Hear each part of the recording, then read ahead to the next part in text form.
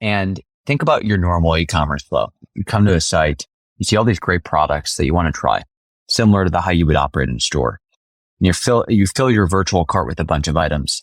Now, as you do that, the cart, the price of the cart, the subtotal in the cart just keeps increasing. So very quickly you get to $1,000. You get to $500, $600, $700 or so dollars. And that becomes a really significant amount where you have to pay for all that up front. You're listening to eCommerce Fastlane, the podcast show to help you build, manage, grow, and scale a successful and thriving company, powered by Shopify. Listen to real conversations with partners and subject matter experts as they share proven practical strategies, platforms, and the best Shopify apps to help you accelerate your business. The time is now for you to improve efficiencies, grow revenue, profit, and lifetime customer loyalty. Please welcome your host, startup founder, and strategic advisor, Steve Hutt. Today's episode is brought to you by Gorgias, the leading customer service platform for Shopify e-commerce brands, helping merchants to unlock revenue and deliver exceptional customer service. By prioritizing customer engagement, brands can create deeper and more personalized experiences for their shoppers. With the rising costs of acquiring new customers, retention is the key focus for direct-to-consumer brands. Creating outstanding customer experiences shouldn't be costly or a burden for your customer support team. This is exactly why Gorgias is so great. Gorgias helps you improve your customer experiences by managing all of your communication channels from one dashboard.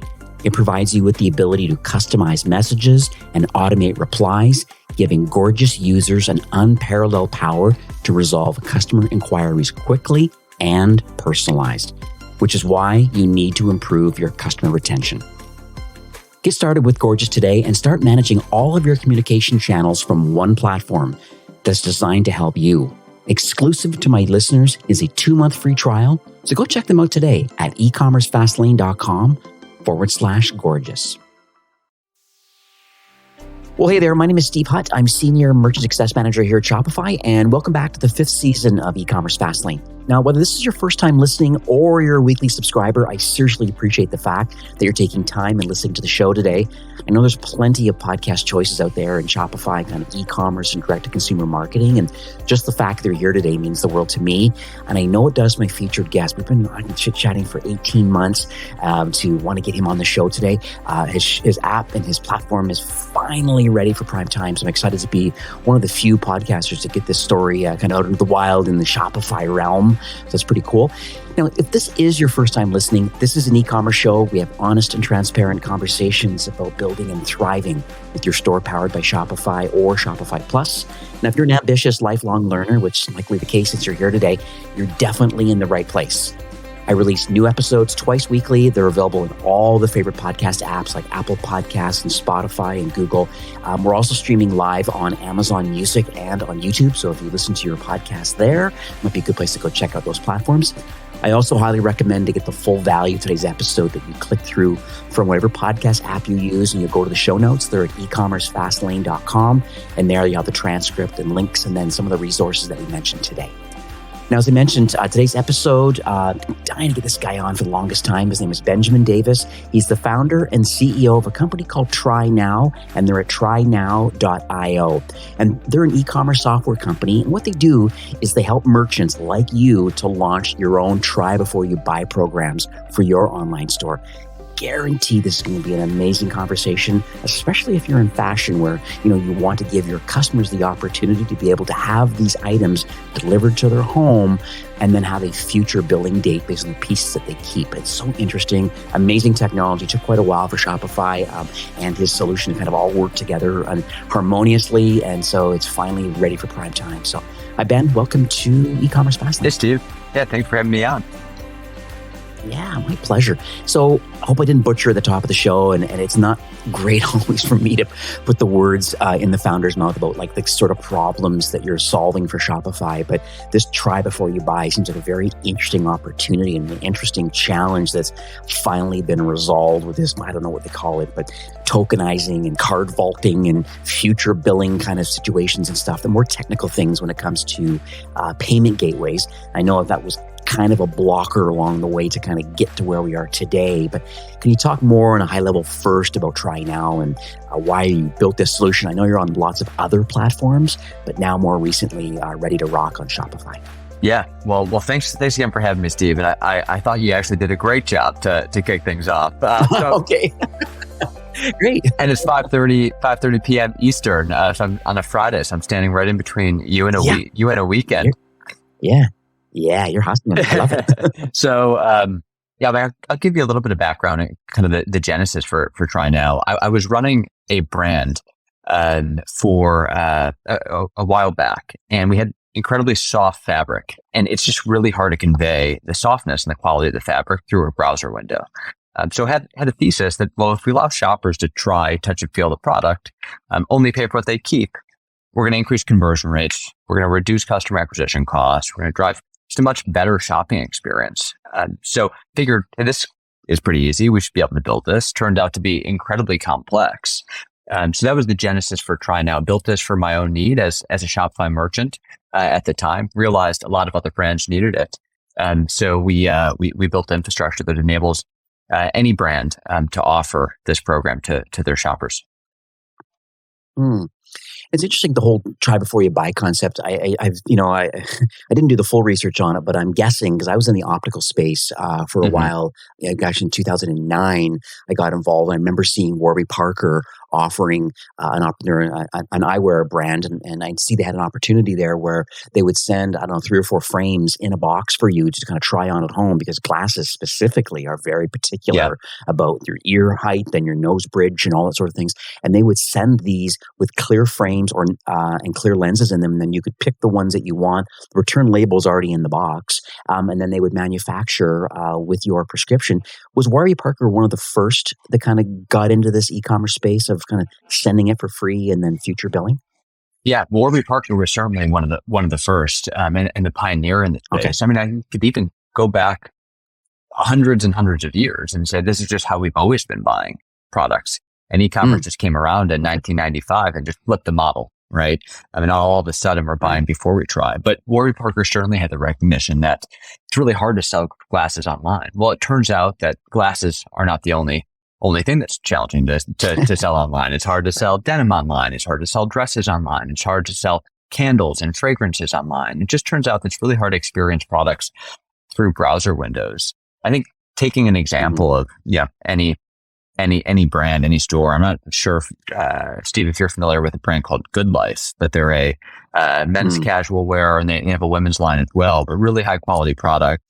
And, let's say, Steve, you walked into one of their stores in Soho and you wanted to try on, a couple t-shirts, a jacket, a pair of pants. And I said, hey, Steve, you picked out some great choices. Let me show you to the fitting room. Just before you go in the fitting room, give me your credit card. I'll charge you for $472.33. But if you don't like any of them or it doesn't fit, no worries. You can go to the front. You can get a refund. It'll hit your statement in about 7 business days. Would you do it? Probably not. No. Right. And of course, we would never operate brick and mortar stores that way, but every online store operates that way. And so we, at its core, buying before trying restricts growth, right? And we flip the model to unlock growth. And so we kind of bridge that experience between brick and mortar and online, so that, the experience online is much more similar to the experience offline. And then, what's interesting though, like you talk about, that's what the kind of the in-store experience is, where, people like to touch and feel the product and try it on and fit and stuff. And, and this is not anecdotally, I have a lot of other companies that I've done interviews with, like the Loop Returns and Returnly and Narvar and like all these companies. And it's so interesting that, they try their best to help not make the returns this kind of cost center. And it sounds like what you guys are doing is you're giving the consumer the opportunity to have kind of like the in-person experience, but have it at home without any cost to them up front. And so that's very interesting. So, select 2 or 3 pieces, because I've also seen in the footwear market, which I think is notoriously high for return rates, where people are just buying multiple sizes of the exact same shoe under the full pretext that they're going to be returning the other 2, and they know that they can automatically get a free return label. So I'd like to understand, like from your mindset, about maybe the differences to some of some people that are in end consumers that are using, I don't want to say abusing, but using the system, so to speak, as their own try before you buy by having to physically buy multiple products in multiple sizes, knowing they're going to get a refund later, versus kind of how you've put your system together. Yeah. Yeah. So, I think behind any market changing idea is a contrarian idea. And our contrarian idea is that high return rates can be really healthy for your business and for your bottom line, right? And data-driven brands tend to get that. Others will look at me like I have three eyes. But at the end of the day, like, you could structure a program that drives tremendous growth. And historically, AOV, conversion rates, discount rates, they're all very stubborn metrics, right? So if return rates increase, but conversion rates are fixed, AOV's fixed, discount rates are fixed, then you just lose money as a brand, right?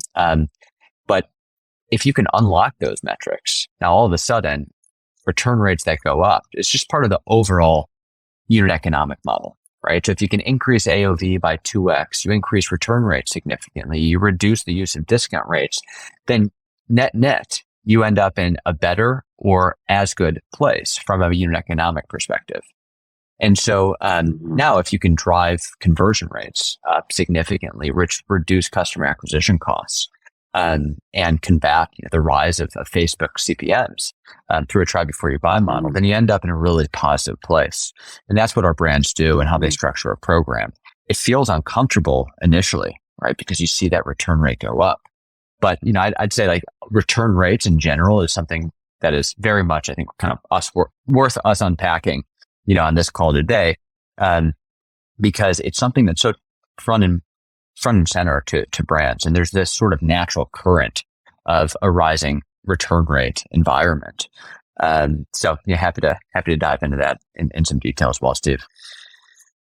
Absolutely. I just noted that down. I'll definitely come back to that for sure, because I think that's an important thing that we need to discuss for sure. One thing that I see you talking a lot about, even on social and stuff like that, and I don't know if this is kind of your words or how you've expanded upon this, but you talk about like turning the living room into a fitting room. I know this is part of the retail experience that we're trying to do through e-commerce.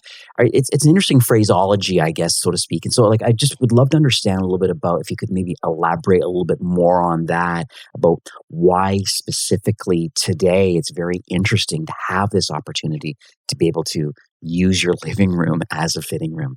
Yeah. And I think it comes down to it's human psychology to experience a product before you decide to depart with your hard-earned money, right? And when you have to depart with your hard-earned money before you know if you like that product, if you want that product in your life in some capacity, it just becomes really challenging for driving conversions and delivering, best-in-class shopping experience for your customers. So we kind of, at the start of the show, Steve, we talked about, the example of paying to go into a fitting room. And of course, you wouldn't do that, right? No. And the only successful attempt at addressing that challenge with e-commerce has been free shipping and easy returns, right? Free shipping, maybe with a threshold, and easy returns, maybe and likely some iteration of free returns. And that's basically a way of de-risking the purchase. So it's basically saying, hey, Steve, I know you might not know us as a brand, you might not know this product, but I want you to feel comfortable and confident in this transaction. So if you don't like it, no worries, send it back, we'll give you your money. And that was a really successful way of de-risking the purchase and allowing e-commerce to become, really powerful part of e-commerce as a whole, but it's sort of capped at around 20% of the total market. If you think about like kind of the first principles thinking that happened in order to get to free shipping and easy returns, back in 1995 when e-commerce started, if we instead said, well, really the problem is paying before you know if you like the product, we would say, well, let's just allow them to try the product before they have to buy the product. But back in 1995, we just didn't have the technology to be able to do that, right? We didn't have the payment technology, the shipment tracking technology, Loop, Happy, Returnly, Narvar. They didn't exist at the time. 3PLs that are able to get products back, restock them, get them back into sellable condition within 24 to 48 hour SLAs, that didn't exist either. So now the plumbing and the infrastructure is laid to enable this. And Amazon, of course, offered free shipping and easy returns initially, and kind of reset consumer expectations. By the time we got to 2010 or so, Amazon Prime was prevalent, and a bunch of brands like Bonobos and others started moving early and quickly on free shipping and easy returns, and they grew dramatically. But at the time, Bonobos and those brands were considered bold and innovative, right? And there's a bunch of articles written back in kind of 2007 and 2008, 2009, talking about how free shipping and easy returns is this kind of radical idea, a very bold and innovative idea. But now it's a boring idea, right? It's just great for the shopper. And that's just kind of how e-commerce operates. And that's how things happen over, a 15-year time period. So internally at Amazon, they refer to try before you buy as the new free shipping and easy returns. And so they had a program called Prime Wardrobe for several years. And in December of last year, they rebranded Prime Wardrobe, which is very apparel focused, to Prime Try Before You Buy, so that it could extend to other verticals. So sunglasses, accessories, footwear, handbags, even knee braces you can buy on Amazon Prime Try Before You Buy. So anything that's best experienced, in person should be tried before it's bought. Amazon's recognizing that, once again, kind of resetting consumer expectations. I'm going to be devil's advocate for a bit. I'm just thinking as you're chatting here, I'm wondering about the risk to the merchant wanting to offer this level of service. If there's any kind of fraud opportunities, who's kind of responsible and accountable for that. So maybe you can kind of talk about how a merchant could be de-risked knowing they're using your solution, and then what sort of guardrails are up to kind of protect both the buyer and the seller in this transaction. Yeah. And there's probably two challenges, two risks with that, which would be cash flow and fraud. And so typically you collect that cash right when the order is placed. Well, with the Try Before You Buy order, you don't collect that cash. And so what we do at TryNow is we'll front the money to the merchant so they collect all that cash up front, and the shopper can try for free. And we assume fraud and repayment risk. And so we manage that risk and obfuscate that risk away from the merchant so that they can focus on what they're best at, which is creating incredible products and delivering on a great experience for their shoppers. Okay, so that's all bundled in for the small fee that TryNow has to facilitate this whole transaction and make it all work seamlessly. Both, the technology on page to be able to select the items, the checkout flow, which is all tight with Shopify through some APIs that have been kind of publicly released, and then that continues down that journey. It gets, just shows up in the store's admin that this is a try before you buy kind of order. I guess it's tagged somehow internally. Maybe walk us through kind of what a merchant actually is going to see if they activate your solution. Yeah. So I was running operations for a brand before. So when designing and architecting the platform, it was really important that it was just as easy to sell a buy before you try product as a try before you buy order. And so the shopper will go through that checkout flow. They'll put their card in. It won't be charged. We'll place an order on the back end of your site through Shopify checkout. So it'll just come up as another order in your Shopify admin. And there will be a tag for that product that denotes that it's a TryNow order with some line item properties. And you'll fulfill it just like any other order. So you pick the pack, fill that box, put a label on it, and we'll track that package as it makes its way to the shopper's house. And upon the delivery begins the trial. The trial period is customizable. Most of our brands start with a 7-day trial. So the shopper has 7 days to try the product, see if they like it, keep what they like, send the rest back. And they'll go through the brand's existing returns policy. So whether that's using a Loop portal, Returnly, Happy Returns, Narvar, a homegrown system, reaching out to customer support, none of that changes. So the shopper goes through that same flow. We know what the shopper kept, what the shopper returned, and he or she's only charged for kept products.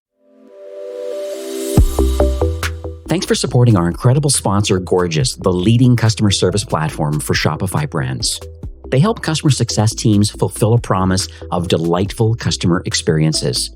This leads to higher customer retention and brand loyalty for your Shopify store. Now, don't forget to click the link in the show notes. You get an exclusive 2-month free trial of Gorgeous, or you can head on over to ecommercefastlane.com/gorgeous.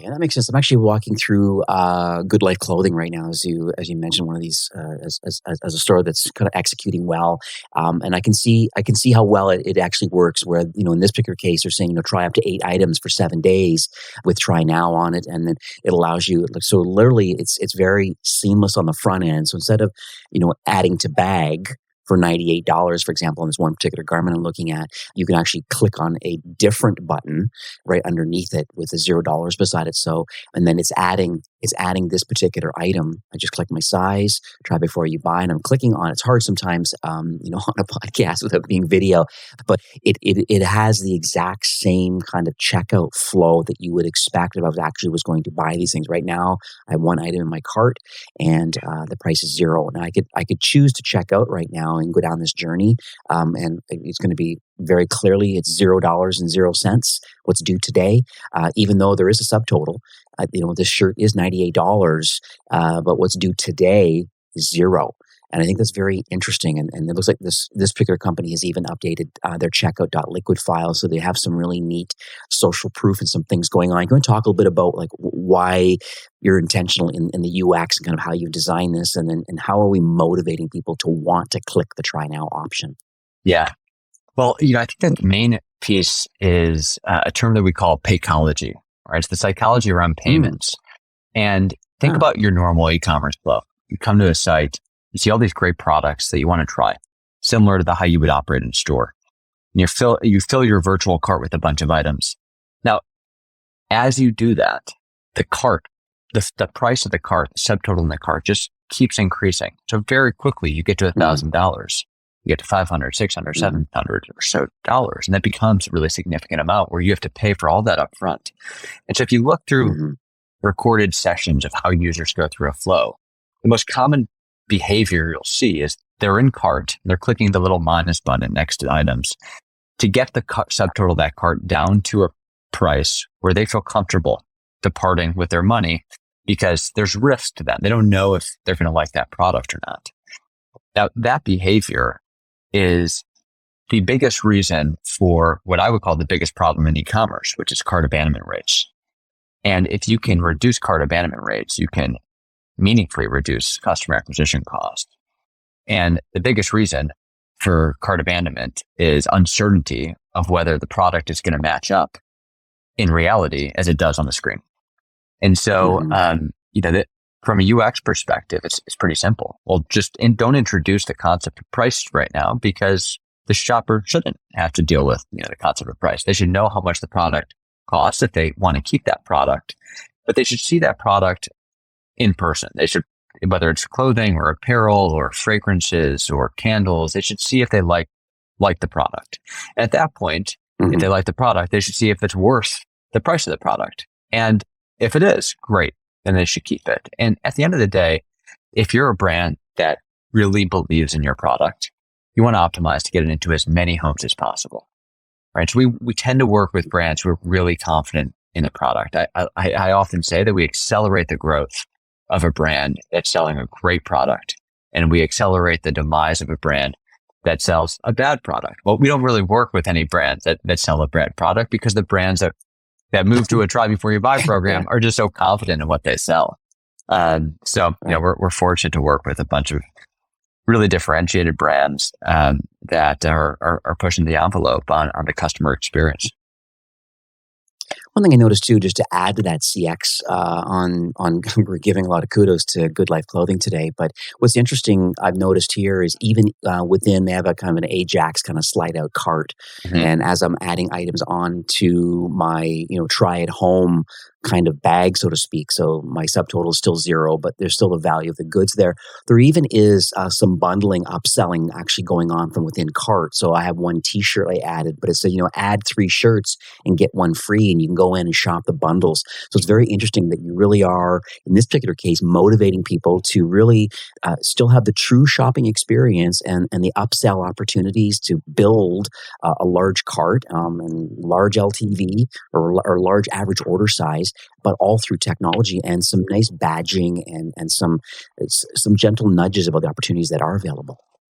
Yeah, I think that's think you hit on a really interesting point on both the bundles and the LTV, because the piece that we see most correlated with LTV across all brands, whether you're a more premium price point or lower price point, apparel, footwear, you name it, the larger the first order AOV is, the higher the LTV is for that shopper. The more products you can get into their home and experience, the higher the repurchase frequency and the higher that AOV even after returns is likely to be. I'm going to kind of go back to our last little chat about the return policy and just kind of the returns flow, because obviously using a service like this, we want to get the products in the customer's home so they can actually try it, see it, and then, and they're more apt to probably keep more items than they would have kind of ordinarily because it's already in their home. And I'm sure there's some psychology around wanting to have to repackage everything all up. It's, I'll just keep it because it's really awesome. And it kind of is what it is that way.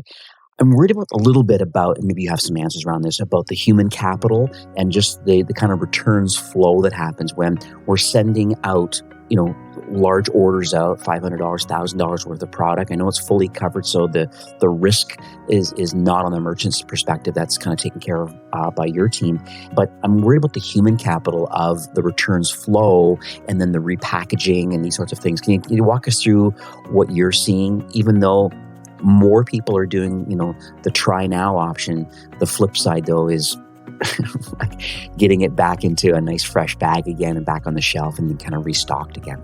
Yeah, so I think we tend to work with brands that are doing at least $5 million or so in revenue, and the reason why is they're at a scale where they're investing in the return flow process, and so maybe they're working with the 3PL. And they're kind of moving up market towards sophisticated 3PLs that can manage that return flow process. And so the brands we work with tend to have kind of a 72-hour SLA from dock to stock. So that item comes back to the dock and it's repackaged and it's put back into stock, and with very, very high resellable rates.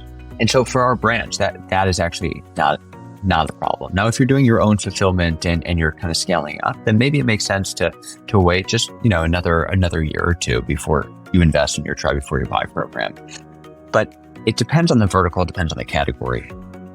If you're a denim brand, for instance, or you're a dress company, or you're just a company that has a higher return rate already, you have this behavior going on in your business today, right? Shoppers are basically putting items on their credit card, and they're trying things at home. They're returning what they don't want.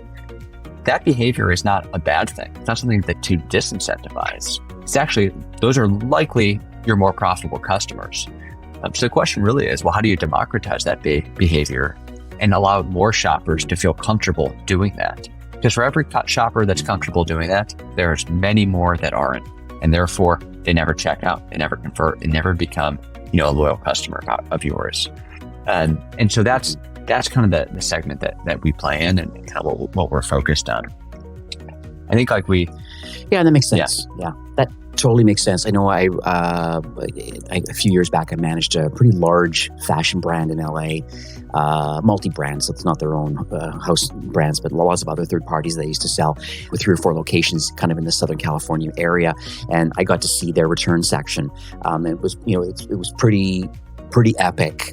Based on the size, $200 million they were doing in revenue, and the large team of people, and having to re-steam and reseal, and some things were stained, and it is what it is, and they would have to go down a separate journey of how we deal with that, or as a loss, or being sold pennies on the dollar to other people. But it's so interesting, tractor trailer showing up with returns on it, 3 outbound and 1 inbound. But that was just part of the workflow they had of their wholly owned warehouse. Yeah. But I can see brands, upwards of $5 to $10 million. At some point, you have to say, what, we choose to be good with our brand and our customer experience. We don't want to be great at warehouse management and order fulfillment. And then you talk about the SLAs and stuff, and I could see most brands, as they mature, choose to not have a wholly owned warehouse. It's just not scalable long term. Just think about Shopify's acquisition of Deliver. I mean, we're trying to get involved in, a couple hour or same day or for sure next day delivery options like Amazon has in Prime, and now with Deliver through Shopify's fulfillment network, there's opportunity out here and returns management all flowing together. So it's quite interesting. All right, Ben, I have a question about timing. I think it's kind of important right now. We're in the first week. We're just kind of leading into BFCM right now. And, I'd say that, a lot of people have a lot of their strategies kind of baked in. There's some last minute kind of BFCM, Black Friday, Cyber Monday kind of strategies or tactics people are wanting to consider right now. But for the most part, people probably have a lot of things dialed in and ready to go. But from a timing perspective, like how do you see TryNow fitting into a brand's mix in Q4 right now? Is this something that they can kind of really start digging their teeth into right after BFCM? And is this going to help their Q4 results? Yeah. So I think in BFCM, it tends to be a very kind of discount heavy environment and time. Yeah. And I think right now, from a more macro environment perspective, there are two main things that are going on. One is discounts are playing a larger role, right? Coming out of the past couple of years where discounts have been a very key part of driving growth. However, they also degrade a brand over the long term. And try before you buy, when you have a $0 cart, you just don't need discounts as much to incentivize that purchase, because 20% off of $0 is, of course, $0. And so you can use try before you buy in replace of discounts in many ways, or use that to kind of wean off discounts or reduce your utilization of them. I think the other macro environment that plays into the broader concept of try before you buy is conversions, right? And over this kind of recessionary period, conversion rates are down, right? Traffic is maintaining for most brands, or down just a touch, but conversion rates are down, depending on the brand, depending on the category, anywhere from 10 to 35% year over year. So finding ways to drive conversion is key over the next couple of years. Driving conversion in profitable ways is very paramount, and using levers other than discounts to do so is what's going to ultimately, enhance the brand over the long term. Absolutely. All right. Well, that makes sense for that, for sure.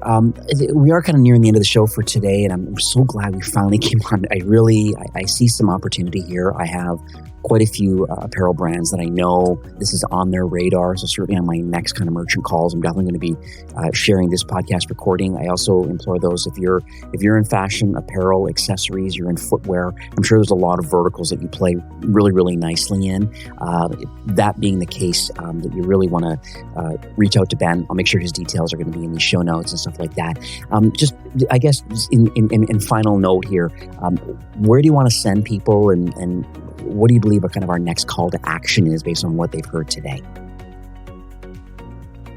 Yeah, that's perfect. Well, thanks, Steve. Thanks so much for having me on the show. And if anyone's interested in learning more about TryNow and the try before you buy market more broadly, you can go to our website, trynow.io, and send your contact information. We'll get in touch with you. And I'm also happy to schedule some time directly as well. I'm going to learn more about your vision for bringing a program to life. And for Steve, any listeners of your show would be happy to offer a $5,000 fee credit for Shopify Plus brands. So just mention eCommerce Fastlane, and we'll be sure to honor that credit. Look forward to talking to you. That's lovely. So what I'll do is I'll have ecommercefastlane.com/TryNow. That'll be in the show notes. That will redirect to your landing page. And then we'll have that, just the details on that $5,000 fee credit. I think it's a great opportunity, to be quite honest with you. I think, this is another way I believe that you can really differentiate your brand. So if you're in fashion, apparel, footwear, and a few other very interesting verticals where getting the product in your home and letting the customer actually touch it and feel it, wear it, try it, this is a great opportunity now. And you really are going to be, I'd argue a lot of brands would be first mover advantages by having this feature available, because it's very few Shopify Plus brands have this opportunity available to them yet.